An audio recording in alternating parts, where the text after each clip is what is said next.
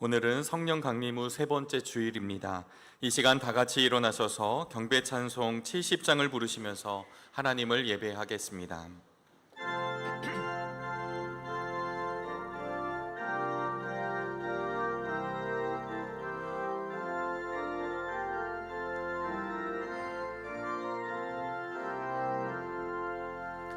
피난처 있으니 환난을 당한 자 이리 오라.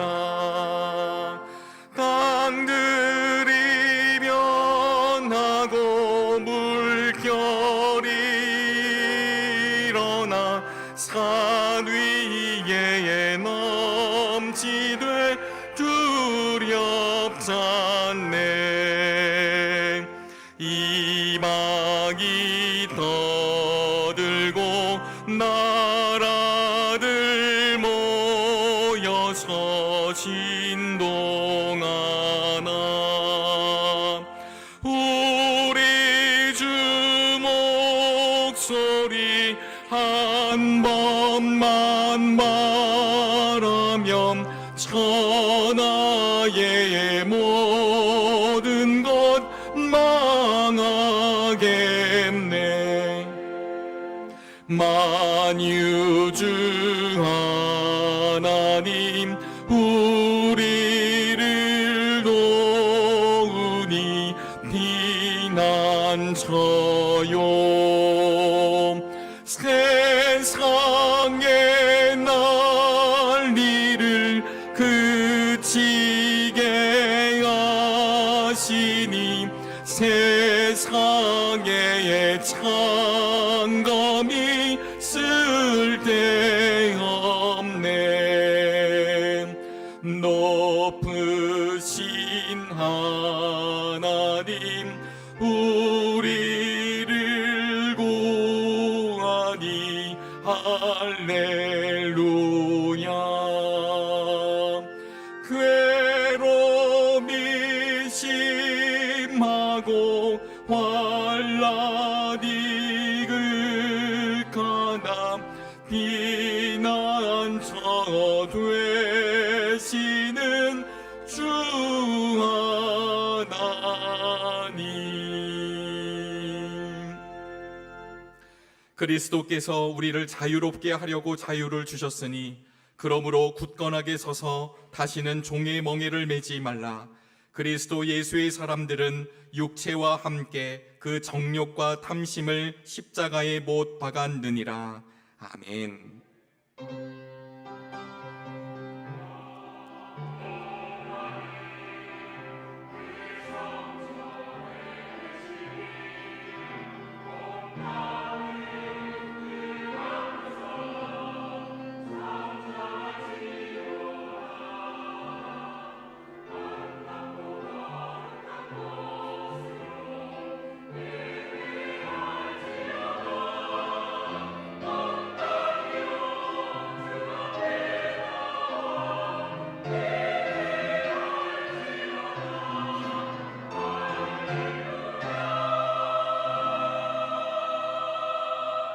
다 같이 자리에 앉으시겠습니다. 교독문 10번, 시편 16편 말씀을 교독합니다.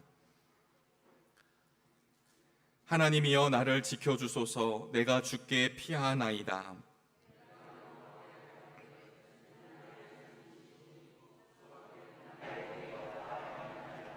땅에 있는 성도들은 존귀한 자들이니 나의 모든 즐거움이 그들에게 있도다.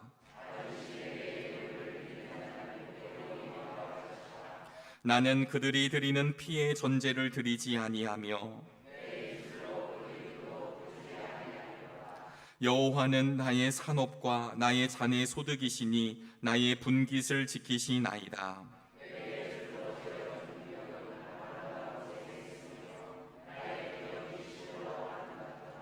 나를 훈계하신 여호와를 송축할지라.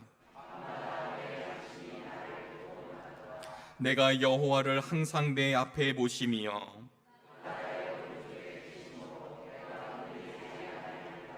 아멘. 사도신경으로 우리의 신앙을 고백합니다.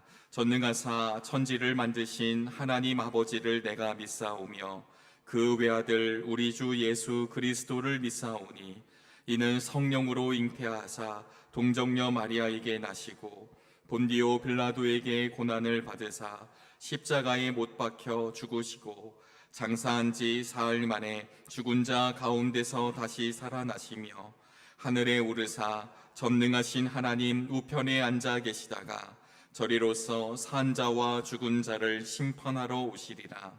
성령을 믿사오며 거룩한 공회와 성도가 서로 교통하는 것과 죄를 사하여 주시는 것과 몸이 다시 사는 것과 영원히 사는 것을 믿사옵나이다.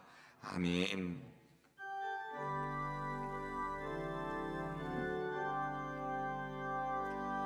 찬양 성부 성자 성령 성삼위일체께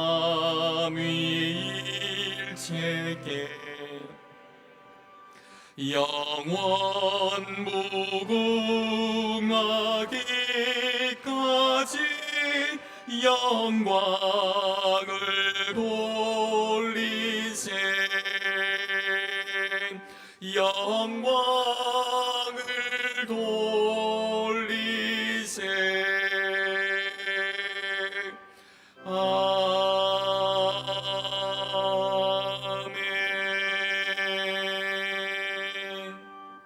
노찬호 장로님께서 오늘의 기도를 인도해 주시겠습니다.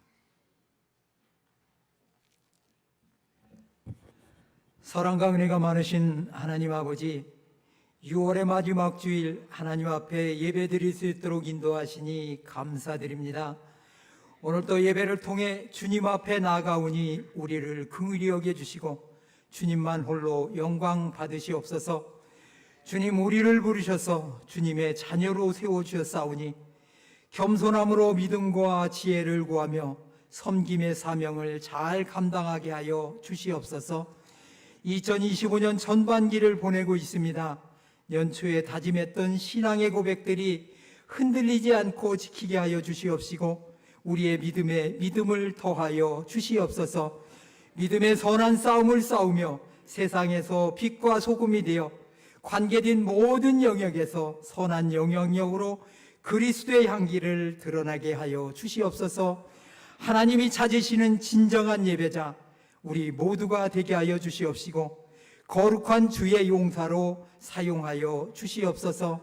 세계 정세가 급박하게 돌아갑니다. 하나님, 그 가운데 이 나라를 위해 기도합니다.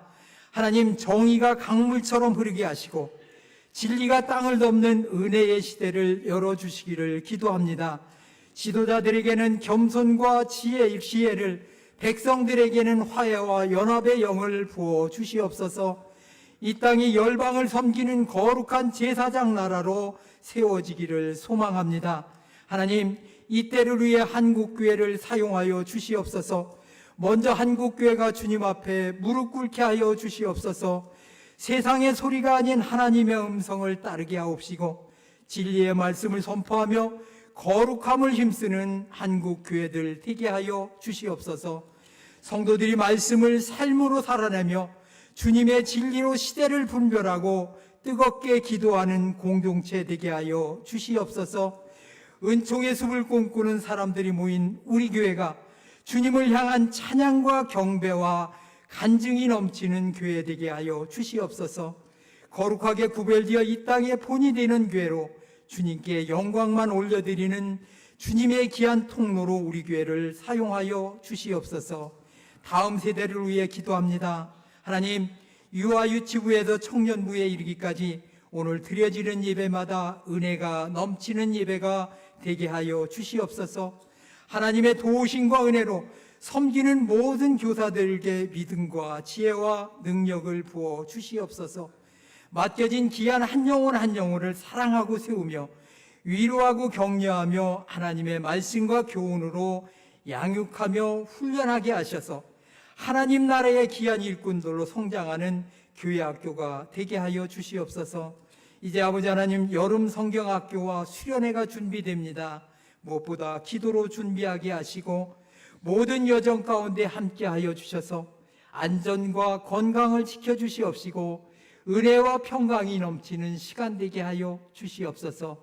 하나님, 우리 교회 새 가족들을 보내주셔서 감사합니다. 주님이 보내신 한 분 한 분들이 우리 교회에 잘 정착하여 함께 믿음의 삶을 나누며 새 가족들이 믿음의 뿌리를 든든히 내리게 하여 주셔서 우리 교회에 큰 기쁨이요 큰 기둥이 되게 하여 주시옵소서.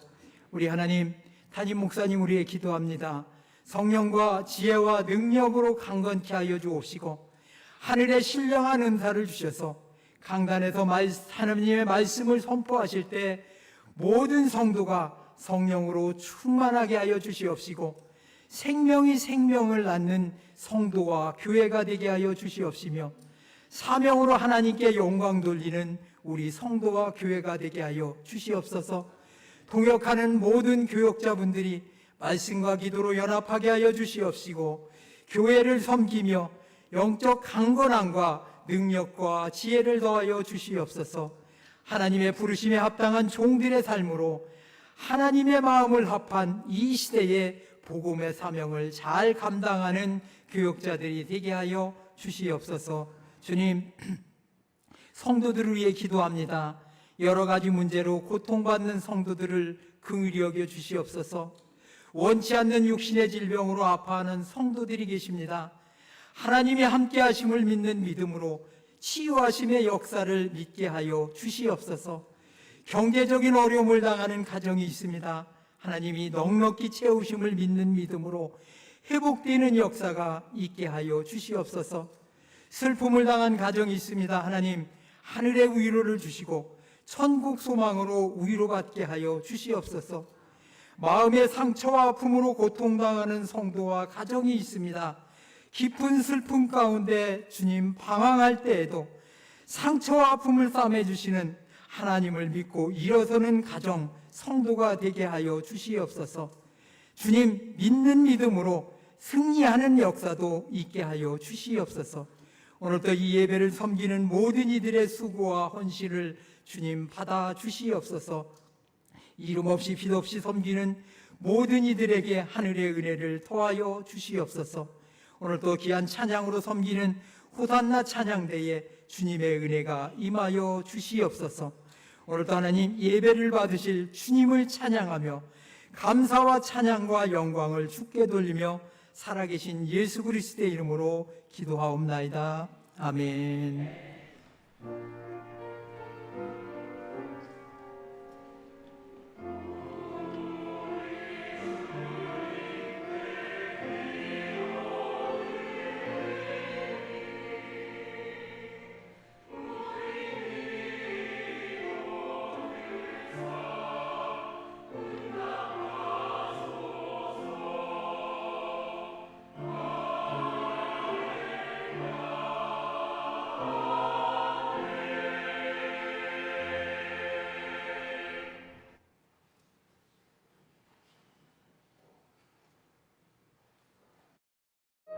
어느덧 2025년 상반기가 거의 지나가고 있는데요. 언제나 어디서나 우리와 함께 하시는 주님과 날마다 동행하는 기쁨을 누리기를 소망하며 6월 마지막 주 교회 소식을 전합니다. 다음 주일은 맥주 감사절입니다. 한 주간 동안 우리와 함께 하신 주님을 생각하며 기도로 준비하는 감사절기가 되시기를요. 성북 지방의 연합성회가 김형석 목사님을 강사로 모시어 오늘부터 수요일까지 보문 제1교회에서 있습니다. 주보에 안내된 차량 출발 시간을 참고해 주세요. 아울러 금주 화요 중보 기도회와 수요 예배는 연합성회로 대신합니다. 7월 월삭 기도회가 이번 주 화요일 오전 5시 30분 이곳에서 있습니다. 지역사회 협조 요청으로 정릉 이동 주민총회가 이번 주 목요일 오후 5시부터 우리 교회에서 있습니다. 유초등부 2025년 여름 성경학교가 요나고 다시 고라는 주제로 이번 주 토요일과 주일 1박 2일간 교회에서 있습니다. 코엑스 아쿠아리움을 다녀오는 시간도 있습니다. 7월 헌신 예배는 예배부 주간으로 드리며 무지개 언약교회를 담임하시는 최효성 목사님께서 말씀을 전해주십니다. DIY 유화 그리기 회원을 모집합니다. 7월 8일부터 매주 화요일과 목요일 지하 1층 쉴만한 물가 세미나실에서 있습니다. 신청 및 문의는 조한웅 권사님께 해주시기 바랍니다. 쿨 워십 안내입니다. 무더위 기간 중 예배 참석자 및 안내위원들과 예배 담당자들에 대한 복장 안내를 주보를 통해 확인해 주시기 바랍니다. 우리 교회는 환경 문제 개선을 위해 잔반 제로 운동을 하고 있는데요. 맛있게 식사해 주시고 잔반이 남지 않도록 함께 동참해 주세요. 교우 소식입니다. 장관호 장로님께서 27일 금요일 별세하시어 장례로 모셨습니다. 주님의 위로하심이 함께 하시기를 기도합니다. 이청우 권사님께서 새가족실 냉난방기를 헌물해 주셨습니다. 감사합니다. 브리스길라 여선교회 원래회가 오늘 2부 예배 후 이곳에 서 있습니다. 손자 출산을 감사하고 남편의 생일을 감사하고 어머니 장례를 마치고 식사를 대접해 주시는 분들에게 감사드립니다. 또한 예배와 사역을 위해 귀한 정성으로 함께해 주시는 모든 성도님들에게 고마운 마음을 전합니다. 이 시간에는 사진으로 지난 한 주간을 돌아보는데요. 지난 주일에는 포도나무 지역 주간으로 속회의 날로 모였습니다. 우리 교회는 매월 넷째 주일 오후 예배를 속회의 날로 드리고 있는데요. 작은 교회인 속회를 통해 서로를 위해 기도하며 우리의 믿음이 더욱 견고해지고 아름다운 공동체로 꽃피우기를 소망합니다. 청년부에서는 6월 한 달간 살아있는 복음, 살아내는 복음이라는 주제로 말씀을 나누고 간증을 듣고 현장 학습을 가는 특별한 시간을 보내고 있는데요. 특별히 지난주에는 남아프리카 보츠나와에서 49년 동안 평신도 자비양 선교 활동을 하시다가 이제는 우리 교회에서 함께 신앙생활 하시는 김기택 장로님께서 간증을 해주셨습니다. 먼 타국에서 살아계신 주님을 어떻게 만나고 함께하며 친밀하셨는지에 대한 생생한 선도적 삶을 청년들과 함께 나누었습니다. 도전의 시간을 통해 복음을 살아내는 우리 청년들을 응원합니다. 우리를 향한 주님의 음성에 언제든 아멘이라고 화답하며 주어진 삶의 길을 감사히 걸어가는 우리 모두를 기대하며 지금까지 은총의 숲을 꿈꾸는 사람들이 모인 정릉교회 교회 소식이었습니다. 오늘의 성경 말씀은 열왕기상 19장 15절에서부터 18절까지의 말씀입니다. 하나님의 말씀이 선포될 때 자리에서 일어나시겠습니다. 조한웅 권사님께서 하나님의 말씀을 봉독합니다.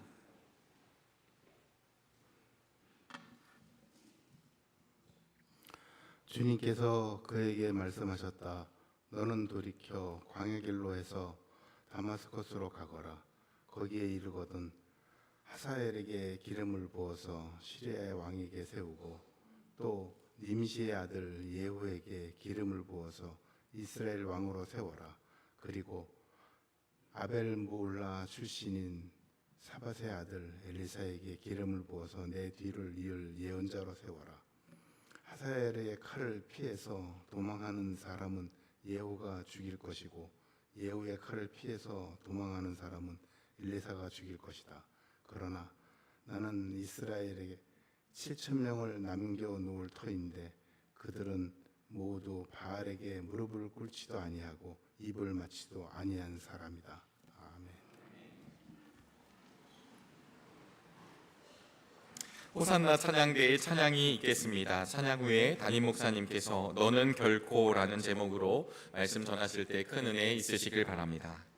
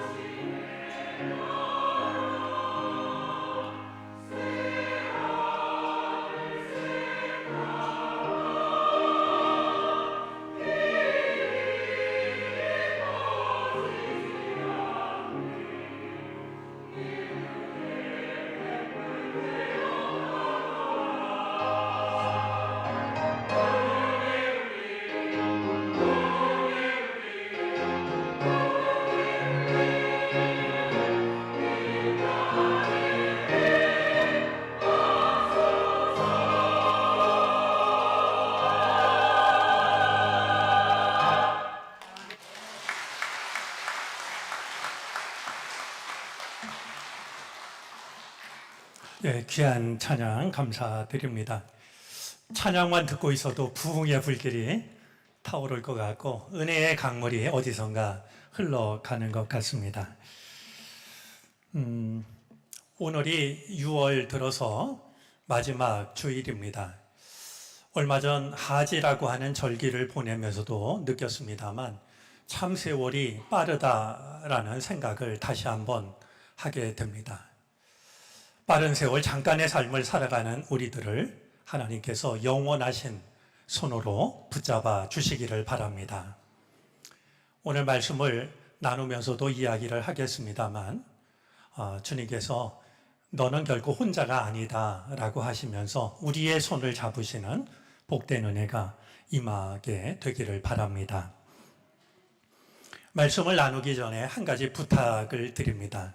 사실 말씀을 나눌 때면 마음으로 늘 부탁을 하고 부탁을 하지 않아도 여러분들이 얼마든지 함께 도와주시는 부분인데요. 지금 장관호 장로님 장례를 오늘까지 모셨고 오늘 새벽에도 이른 시간에 우리 장례식장을 다녀왔습니다. 몸이 그런 건지 마음이 그런 건지 좀 멍합니다. 우리 오늘 주님께서 말씀을 나누는 시간 우리를 지켜주셔서 제가 이렇게 마음이 엉길까 말이 엉길까 조심스러운데 우리 모두가 주님의 말씀에 집중하는 그런 시간이 될 수 있도록 우리 기도하는 마음으로 말씀을 나누었으면 좋겠습니다. 아킬레스건이라는 말을 잘 알고 계실 겁니다. 아킬레스건이라는 말은 우리의 신체의 일부이기도 하고 신화적인 의미도 가지고 있고 문학과 문화의 의미도 가지고 있는 흥미로운 개념입니다. 우리 신체적으로 보자면 아킬레스건은 우리들의 발 뒤꿈치에 있는 아주 강한 힘줄을 말합니다. 그냥 그 자리만 잡고 있는 힘줄이 아니라 종아리의 근육과 또 발 뒤꿈치의 뼈를 연결시켜주는 역할을 합니다. 그래서 우리가 이렇게 길을 걷는다든지 아니면 위로 뛰어오른다든지 그런 동작을 할 때 그것이 가능하게 해주는 것이 아킬레스건이 되죠. 그래서 충분한 준비 운동을 하지 않거나 갑자기 격한 운동을 하게 되면 아킬레스건이 파열되기도 합니다. 제 바로 위에 있는 형이 지금 춘천에서 목회를 하고 있는데요. 오래전에 저하고 배드민턴을 치다가 동생한테 지기 싫었을까요? 이 앞에 떨어지는 그 공을 받아치려고 앞으로 급하게 나오다가 쓰러지고 말았습니다. 그리고 다시 일어섰는데 좀 몸이 이상한 것 같다고. 그래서 이제 그 운동한 뒤에 한의원에 가서 이렇게 치료를 받았습니다. 한 2주 치료를 받았는데도 아무런 효과가 없어서 큰 병원에 가서 검사를 했더니 아킬레스건이 찢어져 있는 것이었습니다. 그리고 2주를 보냈으니 이 찢어진 아킬레스건을 이렇게 잡아당겨가지고 수술을 했는데 이제 또다시 수술한 부위가 떨어져가지고 아주 오랫동안 고생을 했던 그런 경험이 있습니다. 이 아킬레스의 출처는 그리스 신화입니다. 아킬레스는 테티스와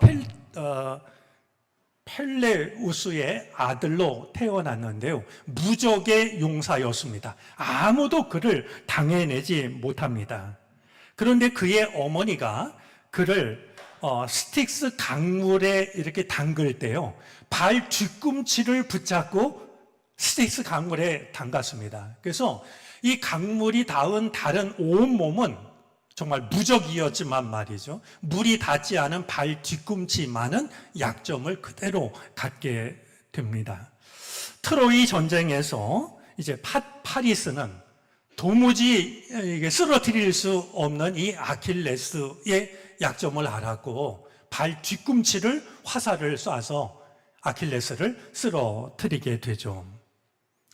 이런 일이 있기 때문에 아킬레스건이라고 하면 상징적인 의미를 이제 갖게 됩니다. 즉 개인이든 어떤 조직이든 그들이 가지고 있는 치명적인 약점을 말할 때 아킬레스건이라는 말을 사용하게 됩니다. 우리 오늘 말씀을 나누기 전에 한 번쯤 생각을 해봐도 좋을 것 같습니다. 나의 아킬레스건은 무엇일까? 내 육체의 아킬레스건, 내 마음의 아킬레스건, 내 믿음의 아킬레스건은 무엇일까? 우리는 한번 생각해 볼 필요가 있고요. 그것을 아는 것이 중요하고요. 그 아킬레스건, 하나님께서 그 부분을 특별히 지켜주시기를 기도하는 것이 필요할 것입니다. 우리는 엘리야라고 하는 선지자를 잘 알고 있습니다. 이 엘리야라는 선지자를 생각하면서 아킬레스건을 떠올리는 것은 어울리지 않는 일이라고 여겨집니다. 엘리야는 예언자를 대표하는 예언자 중에 예언자였습니다. 또한 훌륭한 영적 스승이기도 했습니다. 엘리야 하면 빠뜨릴 수 없는 것이 바알의 선지자, 아세라 선지자 850명을 홀로 맞섰던 말이죠. 믿음의 영적인 거장이기도 했습니다. 갈멜산 꼭대기에서는 바알의 선지자 450명과 목숨을 건 영적 싸움을 했고 마침내 하나님만이 살아계시다라고 하는 것을 온 백성들 앞에 증거하기도 했습니다. 그의 말 한마디에 3년 동안 온 나라에 가뭄이 들기도 했고 죽은 아이를 살려내는 능력도 가졌던 사람입니다. 더 많은 이야기를 해도 부족함이 없을 만큼 이 엘리야는 정말 영적 대가였고 능력의 사람이었죠. 그런데 이런 엘리야에게도 치명적인 약점이 있는 것을 보게 됩니다. 갈멜산에서 바알의 선지자 450명과 이제 영적 전투를 벌인 끝에 하나님이 살아계신 신임을 이제 이 엘리야는 온 백성들 앞에서 증거하게 됩니다. 바알의 선지자 450명이 혼비백산 도망을 칠 때에 그들을 쫓아가서 모두 붙잡았습니다. 그리고 450명의 거짓 선지자들을 기손 강가로 끌고 가서 그들을 모두 죽이는 말이죠. 이제 모든 악의 근원을 없애버렸던 그 사람이 바로 엘리야였던 겁니다. 담대하고 단호한 영적 승리를 거둔 사람이었습니다. 이 엘리야를 생각하면 배 12척의 배로 130척이 넘는 일본군을 싸워서 무찌른 이순신 장군보다도 훨씬 더 능력이 많은 사람이라는 생각을 하게 됩니다. 자, 그런데 이 엘리야가 한 모든 일들이 아합 왕의 부인인 이세벨에게 전해졌습니다. 이 이세벨은 바알신을 신봉하는 여자였었는데요. 자기가 섬기는 신의 예언자들을 그것도 450명을 모두 다 죽였다라는 말을 듣고 이세벨이 크게 분노했습니다. 이세벨이 사람을 시켜서 엘리야에게 이런 말을 전하게 합니다. 내가 예언자들을 죽였으니 나도 너를 죽이겠다. 내가 내일 이맘때까지 너를 죽이지 못하면 신들에게서 천벌을 달게 받겠다. 아니, 그보다 더한 재앙이라도 그대로 받겠다. 이제 서원까지 하면서 내가 너를 반드시 죽이겠다라고 이런 뜻을 엘리야에게 전했던 겁니다. 과연 이세벨이 전한 이 말을 들은 엘리야는 어떤 반응을 보였을까요? 평소에 엘리야라면 무시하고 말았을 것 같습니다. 그냥 픽 웃고 말았을 것 같습니다. 그런데 왜 그런지 엘리야는 다른 모습을 보입니다. 이 이세벨의 말을 듣고요, 두려움에 빠집니다. 그리고는 붙잡혀서 죽게 될까 봐 급히 일어나서 도망을 치기 시작을 합니다. 시종 한 명을 데리고서 유다 땅 부엘세바로 간 뒤에 둘이 있으면 들키기가 쉬웠다고 생각을 했을까요? 시종을 남겨놓고 하루 길을 더 광야 속으로 들어갑니다. 이런 엘리야의 모습은 마치 꽁지가 빠져라 도망을 치고 있는 한 초라한 짐승의 모습을 떠올리게 합니다. 우리가 평소에 알던 믿음의 거장, 영적 거장의 모습이 아니라 정말 죽을까봐 말이죠. 꽁지가 빠져라 도망을 치는 그런 한없이 나약한 동물의 모습을 떠올리게 하는 것이죠. 길을 걸어가던 엘리야가 한 로뎀 나무를 발견합니다. 로뎀 나무 그늘 아래에 들어가 이 엘리야는 쓰러지고 말죠. 이제 이 로뎀 나무 아래 쓰러진 엘리야는 하나님께 이런 기도를 드립니다. 주님, 이제는 더 바랄 것이 없습니다. 나의 목숨을 거두어 주십시오. 나는 이제 더 바랄 게 아무것도 남아있지 않으니 차라리 내 목숨을 거두어 가달라고 기도를 드렸던 겁니다. 이런 엘리야의 모습은 마치 방전이 돼서 내다버린 폐건전지처럼 보이기도 합니다. 어떻게 그 엘리야가 이렇게까지 약해질 수 있는 걸까? 참 의아한 생각이 들 정도입니다. 엘리야는 왜 이렇게 약해진 것일까요? 얼마 전까지만 해도 바알의 선지자 450명과 홀로 맞섰던 그 용맹스러움은 다 어디로 간 것일까요? 그랬던 엘리야가 이세벨의 말 한마디에 두려움에 빠지고 죽게 될까 봐 혼비백산, 꽁지가 빠져라 도망을 치고 있으니 이게 도대체 엘리야의 모습일 수 있는 것일까? 많은 생각을 하게 됩니다. 그런데 엘리야의 약한 모습은 이것이 전부가 아닙니다. 로뎀 나무 아래 쓰러져 잠든 엘리야를 하나님께서 천사를 통해서 찾아오십니다. 그리고 그를 다정하게 깨우십니다. 일어나라고 발길질을 한 것이 아니었고요. 엘리야를 다정스럽게 깨운 하나님께서는 그에게 따뜻하게 구워낸 과자와 물 한 병을 머리맡에 놓아줍니다. 일어나서 먹고 마시라 라고 하셨습니다. 잠에서 깬 엘리야가 머리맡에 놓인 따뜻한 과자와 물을 마십니다. 하지만 그는 몹시 지쳐 있었습니다. 그것을 먹고도 또다시 쓰러져서 깊은 잠에 빠지고 맙니다. 천사가 다시 한번 그를 깨웠고 다시 한번 과자와 물을 먹으라고 권합니다. 엘리야가 두 번째 일어나서 그것을 먹고 마시고 힘을 얻어서 밤낮 40일 동안을 걸어서 하나님의 산 호렙에 이르게 됩니다. 엘리야는 호렙에 이르러서 한 동굴 안으로 들어가서 밤을 지내게 됩니다. 여기에 등장하는 동굴과 밤은 한 공간과 특정한 시간이라기보다는 엘리야의 내적 상태를 상징하고 있다라고 여겨집니다. 그는 동굴 안에 갇힌 그런 모습이었고 그의 마음은 밤과 다를 것이 없는 그런 모습을 하고 있었던 것이죠. 주님은 다시 한번 엘리야를 찾아오십니다. 그리고 엘리야에게 물으셨죠. 엘리야야, 너는 여기에서 무엇을 하고 있느냐? 너는 지금 여기에서 뭘 하고 있는 거니? 하고 물으십니다. 그러자 엘리야가 대답을 합니다. 나는 이제까지 주 만군의 하나님만 열정적으로 섬겼습니다. 그러나 이스라엘 자손은 주님과 맺은 언약을 버리고 주님의 제단을 헐었으며 주님의 예언자들을 칼로 쳐서 죽였습니다.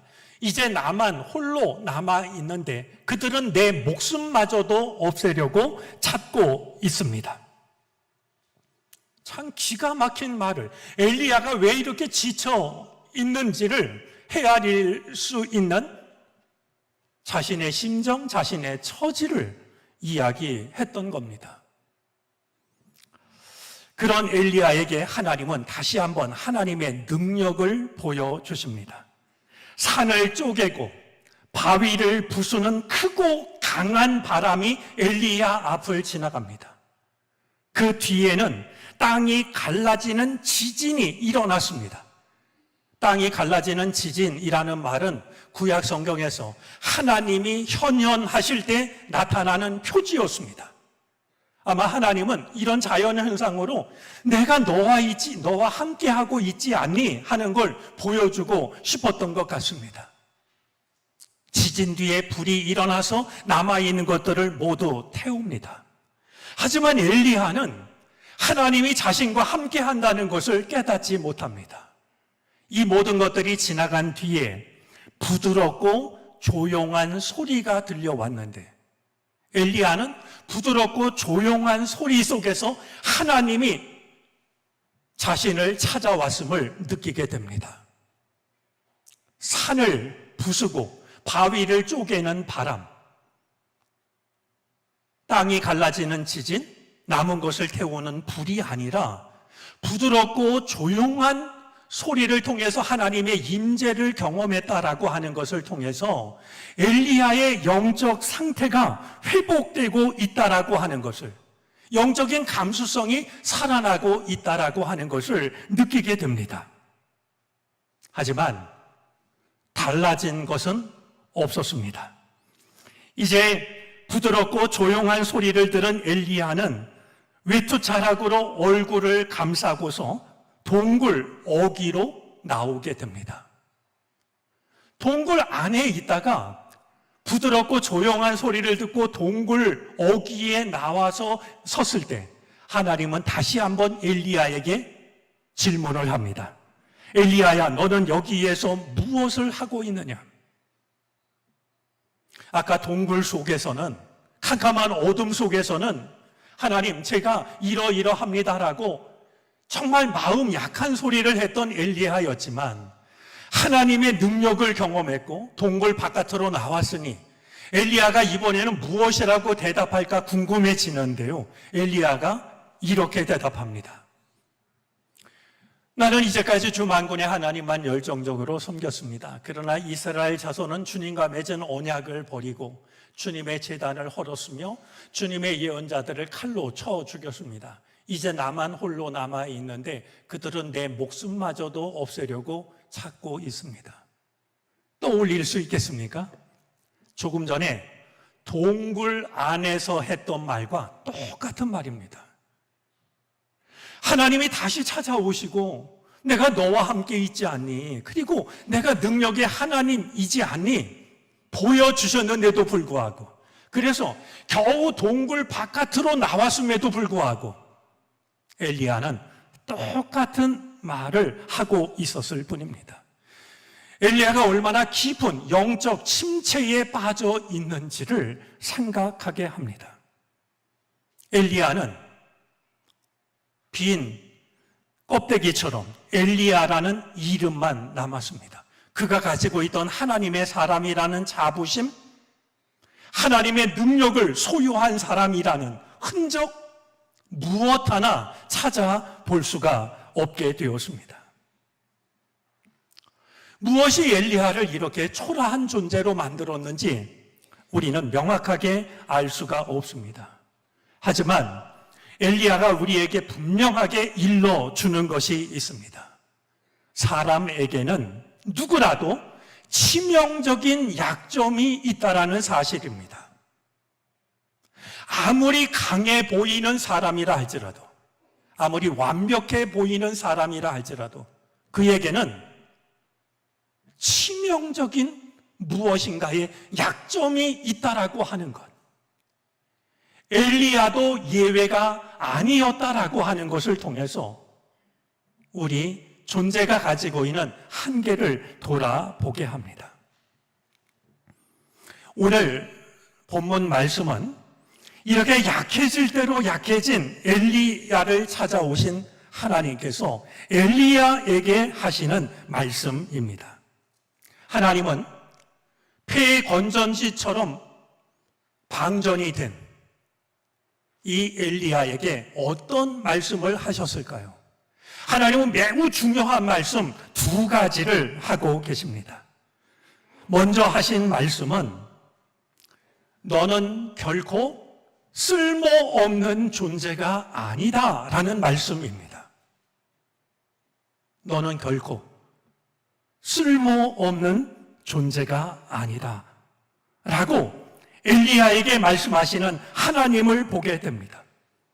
우리가 확인했던 것처럼 광야길을 홀로 들어간 이 엘리야는 로뎀 나무 아래 쓰러져서 하나님 이제는 넉넉하니까 나를 죽여주십시오. 이렇게 하나님 앞에 기도를 드리고 깊은 잠에 빠졌습니다. 이제는 더 바랄 것이 없습니다. 나의 목숨을 거두어 주십시오 라고 했던 열왕기상 9장 4절, 19장 4절 말씀을 공동 번역에서는 다음과 같이 번역을 했습니다. 한번 한 목소리로 읽어 주시겠습니까?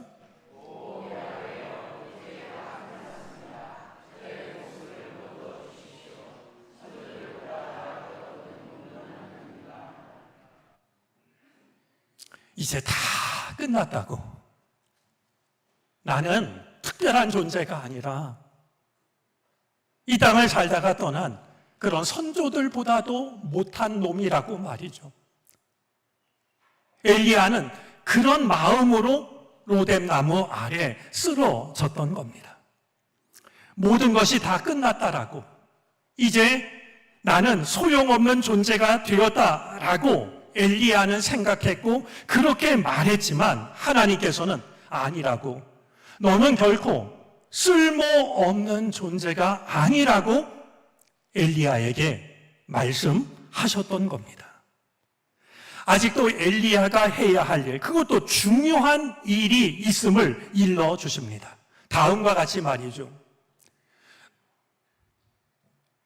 네, 우리 띄워주시겠습니까? 너는 돌이켜 광야길로 해서 다마스쿠스로 가거라. 거기에 이르거든 하사엘에게 기름을 부어서 시리아의 왕으로 세우고 또 님시의 아들 예후에게 기름을 부어서 이스라엘의 왕으로 세우라. 그리고 아벨 무올라 출신인 사밧의 아들 엘리사에게 기름을 부어서 내 뒤를 이을 예언자로 세워라. 이제 나는 아무 쓸모가 없는, 아무것도 아닌 존재가 되고 말았다라고 탄식하는 엘리야에게 아직도 내가 해야 할 중요한 일이 남아있다라고 하나님은 말씀하고 계십니다. 그것도 두 나라의 왕을 세우는데 이스라엘 왕뿐만이 아니라 시리아의 왕도 세우라고 하십니다. 왕만 세우는 것이 아니라 기름을 부어서 예언자도 세우라고 하십니다.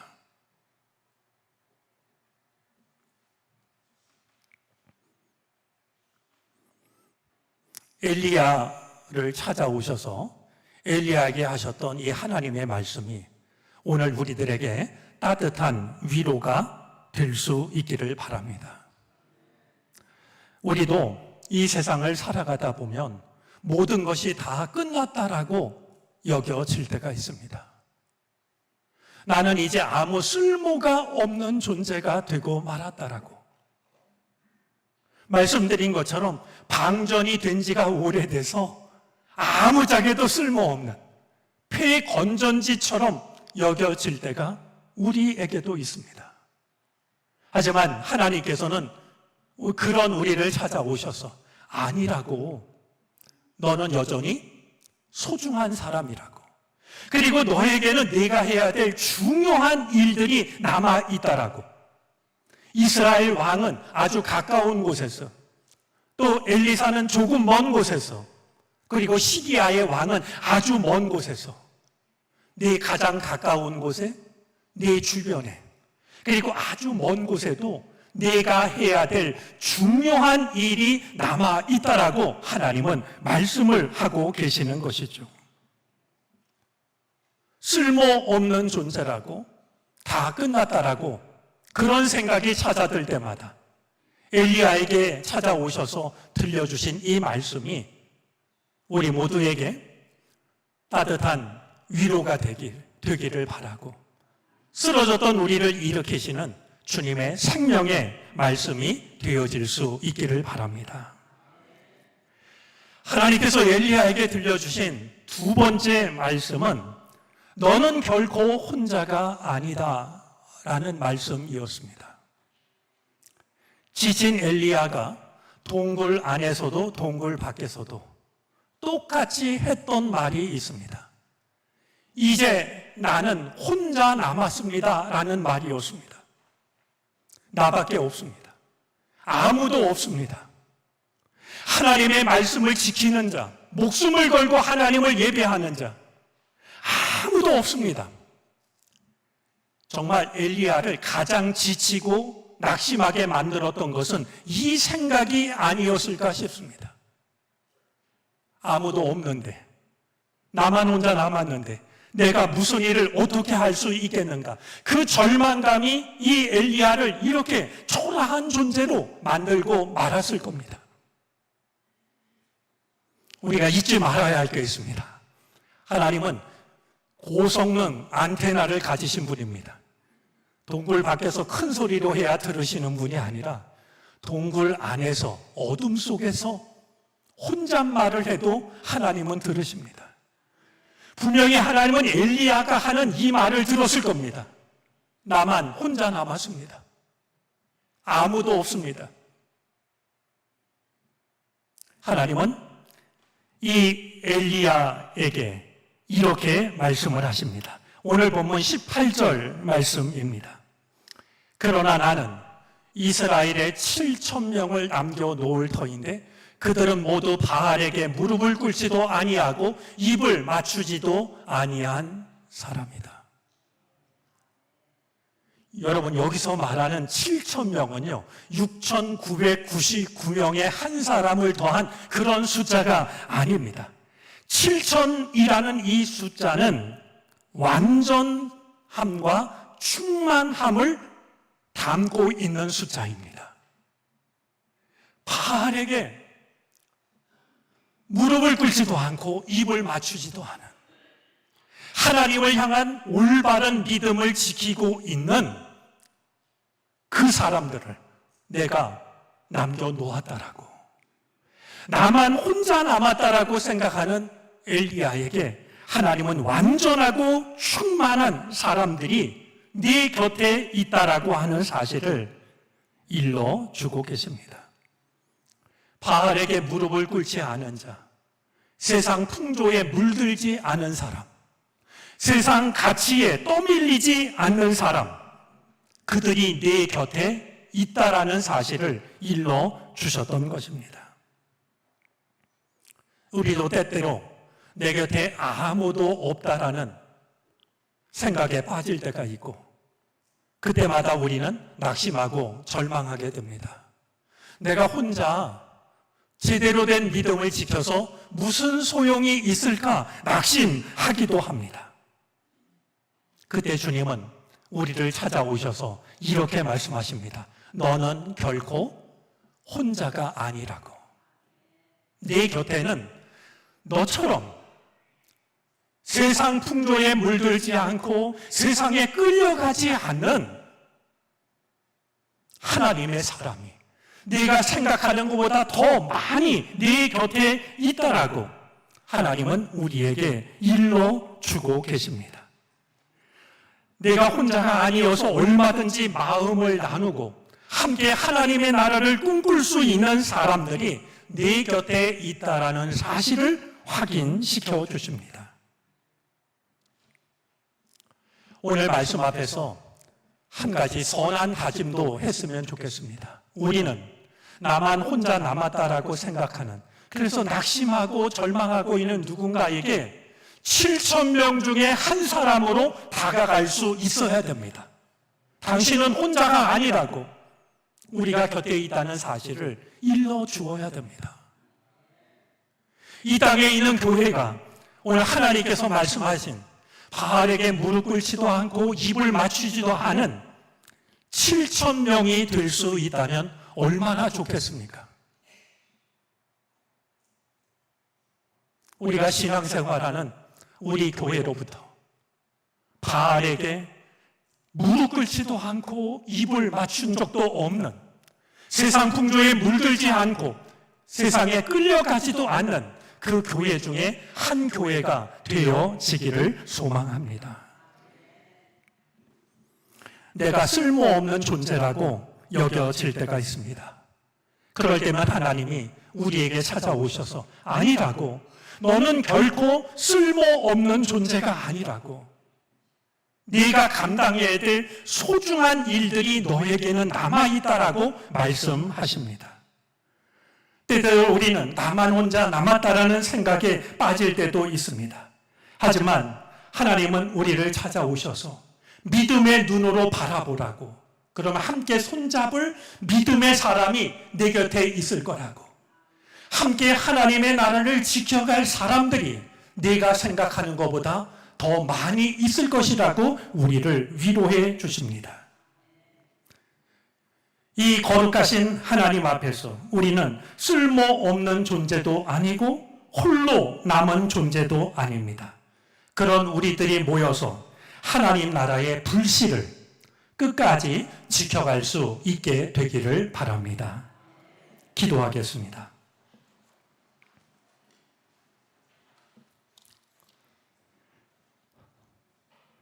때때로 우리는 세상을 바라보며 우리가 쓸모없는 존재라 여길 때가 있습니다. 주변을 둘러보며 나만 혼자 남았다라고 생각할 때도 있습니다. 우리에게 오셔서 다시 한번 우리를 일으켜 주시옵소서. 서로의 손을 잡고 하나님 나라의 불씨를 지켜갈 수 있는 우리 모두가 되게 해 주옵소서. 예수 그리스도의 이름으로 기도를 드립니다. 아멘.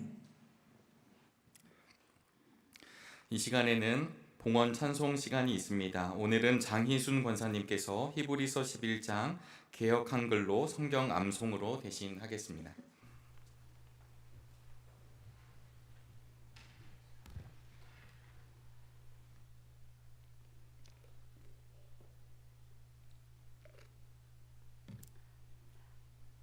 믿음장 11에서 11장을 하나님께 올려드리겠습니다. 믿음은 바라는 것들의 실상이요 보지 못하는 것들의 증거니 선진들이 이로써 증거를 얻었느니라.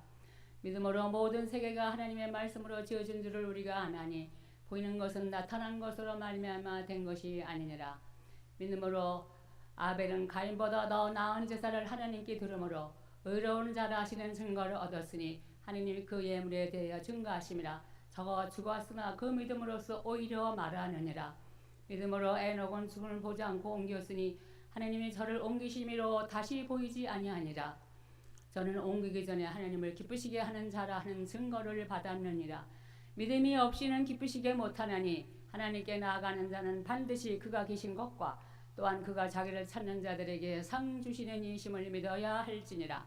믿음으로 노아는 아직 보지 못하는 일에 경고하심을 받아 경외함으로 방주를 예비하여 그 집을 구원하였으니 이런 말미암아 세상을 정죄하고 믿음을 쫓는 의의 후사가 되었느니라. 믿음으로 아브라함은 부르심을 받았을 때에 순종하여 장로의 기업으로 나아갈 때 칼바를 알지 못하고 나갔으며 믿음으로 저가 외방에 있는 것 같이 약속하여 유업으로 함께 받은 이삭과 야곱으로 더불어 장막에 거하였으니 이는 하나님의 경영하시고 지을 터가 있는 성을 바랐음이니라. 믿음으로 사라 자신도 나이 들고 단산하였으나 잉타는 힘을 얻었으니 이는 약속하신 일을 믿으신 줄 아니라. 이러므로 죽은 자라 방불한 한 사람으로 말미암아 하늘의 별과 해변의 무수한 모래같이 많이 생육하였느니라. 이 사람들이 다 믿음을 따라 죽었으며 약속을 받지 못하였을 때 그들을 멀리서 보고 환영하며 또 땅에서는 외국인과 나으리라 증거하였으니 이같이 말하는 자들은 본향 찾는 것을 나타냅니다. 저희가 나은 바 본향을 생각하였다면 돌아갈 기회가 있었으려니와 저희가 이제는 더 나은 본향을 사모하니 곧 하늘에 있는 것이라. 그러므로 하나님이 저희 하나님의 아리코는 받으심을 부끄러워 아니하시고 저희를 위하여 한 성을 예비하셨느니라. 아브라함은 시험을 받을 때 믿음으로 이삭을 드렸으니 저가 약속을 받은 자로 돼 그 독생자를 드렸느니라. 저에게 이미 말씀하시기를 내 자손이라 칭할 자는 이삭이라고 하셨사오니 하나님이 능히 죽은 자 가운데서 다시 살리실 줄로 생각한지라. 비유컨대 죽은 자 가운데서 도로 받은 것이니라.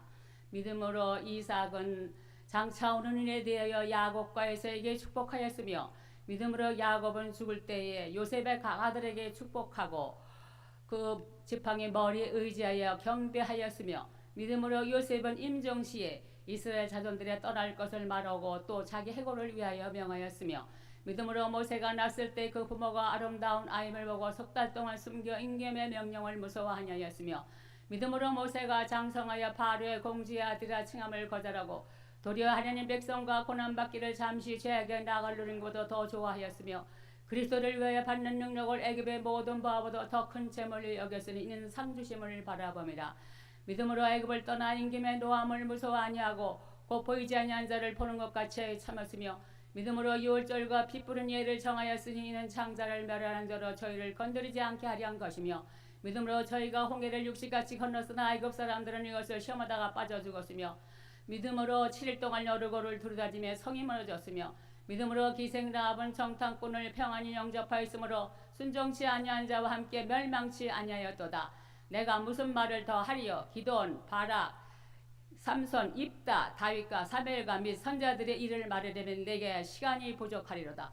믿음으로 저희가 나라들을 이기기도 하며 의를 행하기도 하며 약속을 받기도 하며 사자들의 입을 막기도 하며 불의 세력을 멸하기도 하며 칼날을 피하기도 하며 연약한 가운데서 강하게 되기도 하며 전쟁에 용맹되어 이방 사람들의 죄를 물리치기도 하며 여자들은 자기 죽은 자를 부활로 받기도 하며 또 어떤 이들은 더 좋은 부활을 얻고자 하여 악평을 받되 구차히 면하지 아니하였으며 또 어떤 이들은 실험과 직짓을 뿐만 아니라 결박과 옥에 갇히는 시험을 받았으며 돌로 치는 것과 톱으로 펴는 것과 시험과 칼에 죽은 것을 당하고 양과 염소의 가죽을 입고 유리하여 군빛과 환난과 학대를 받았으니 이런 사람은 세상에 감당치 못하도다.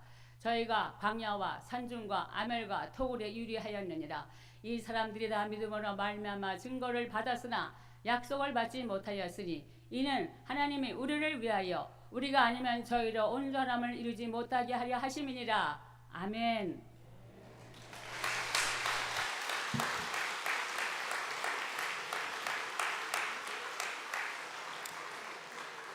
이 시간 다 같이 자리에서 일어나셔서 하나님께 드리신 예물을 봉헌하시겠습니다.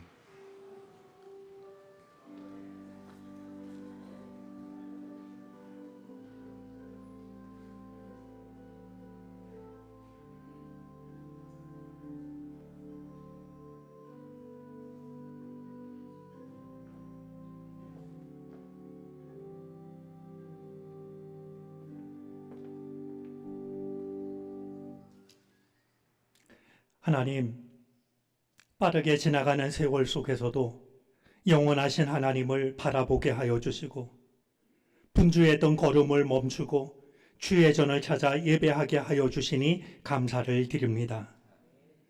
우리의 삶이 하나님의 뜻 가운데 있음을 고백합니다.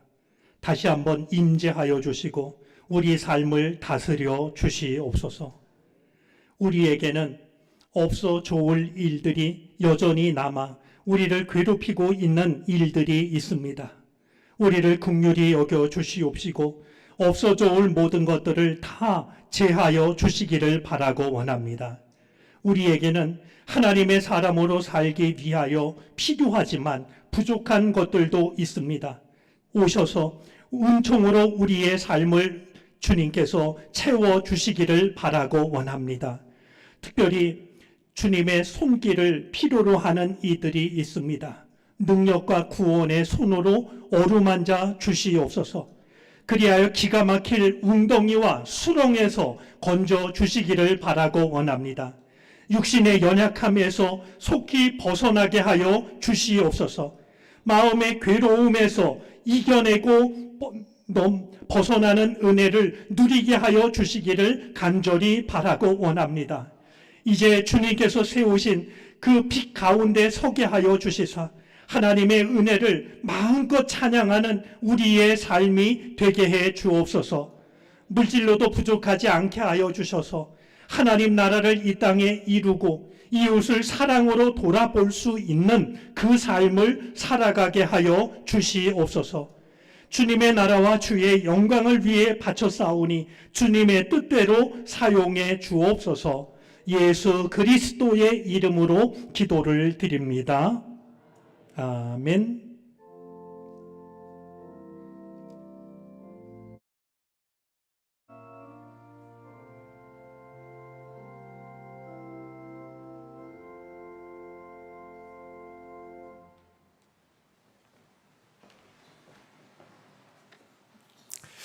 예, 성도의 교제 시간입니다. 우리 오늘 이렇게 오랜만에 뵙는 얼굴들이 있어서 참 반갑고 또 고마운 마음이 큽니다. 오늘 새 가족으로 등록하시는 분부터 환영하도록 하겠습니다. 우리 정충실 집사님, 부인 되시는 이수향 성도님, 우리 잠깐 자리에서 일어나 주시겠습니까? 네, 우리 몇 주째 같이 예배를 드리고 있는데 오늘 이렇게 등록을 했습니다. 따뜻한 박수로 환영하겠습니다.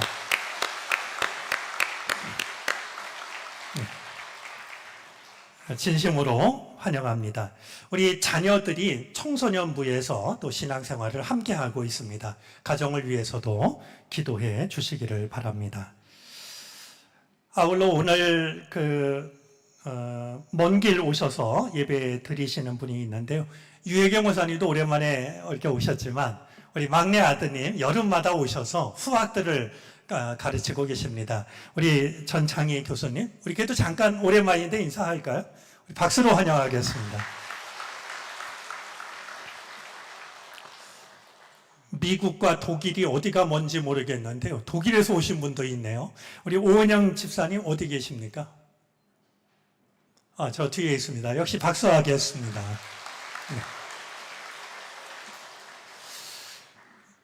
네. 장희순 권사님 어디 계시죠? 예, 괜찮으십니까?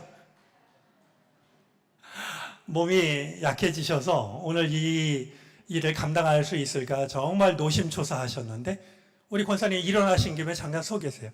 올해 죄송합니다. 숙녀한테 나이를 여쭤봐서. 예? 88세. 우리가 88세를 쌀 미자를 써서 미수라고 그러는데요. 왜냐하면 쌀 한 토를 먹기 위해서는 농부의 손이 88번 가야 하기 때문에 우리 88세를 미수 이렇게 부르는데 88세이신데 히브리서 11장을 암송하다니 참 놀라운 이 가르침이라고 여겨집니다. 정말 감사드리고요. 우리 믿음장에 기록된 믿음의 우리 선배들처럼 끝까지 그 길을 걸어가시기를 바랍니다. 우리 다시 한번 고마운 마음을 담아 박수하겠습니다.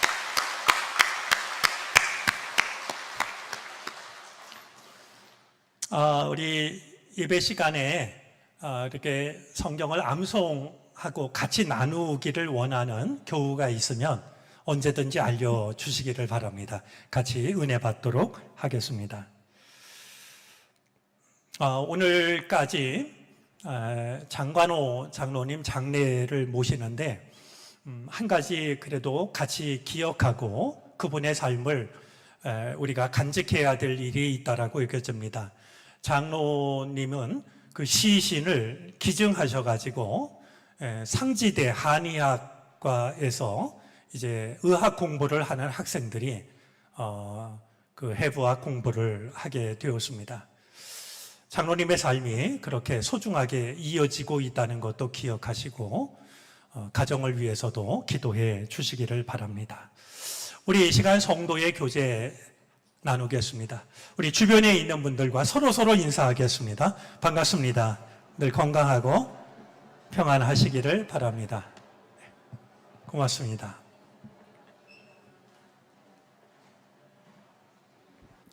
다 같이 일어나셔서 결단 찬송을 부르시겠습니다. 찬송 후에 담임 목사님의 축도로 예배를 마치겠습니다.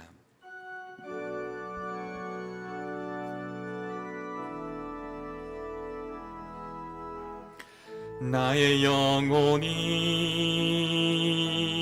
잠잠히 하나님만 바라며 나의 구원이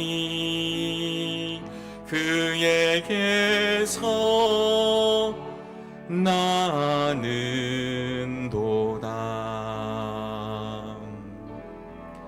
나의 영혼아 잠잠히 하나님만 바라라. 나의 소망이 저에게서 나는도다. 오직 주만이 나의 반성 나의 구원이시니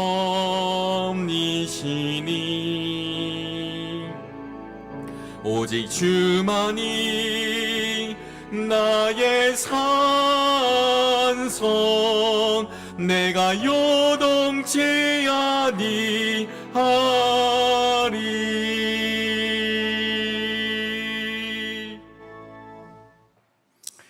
지금은 죄와 사망에서 우리를 건지시기 위하여 홀로 십자가에 매달리신 예수 그리스도의 크신 은혜와 우리를 사랑하시되 측량할 수 없는 사랑으로 우리를 사랑하시는 하나님의 지극하신 사랑하심과 우리가 결코 쓸모없는 존재가 아니라고 홀로 있는 것이 아니라고 우리의 마음을 일으키시고 우리의 마음을 이끌어 가시는 성령의 은혜가 주님 앞에 예배를 드리고 믿음을 가지고 삶의 자리로 나아가는 우리 모두 가운데 이제로부터 영원토록 함께 계시옵기를 간절히 축원하옵나이다.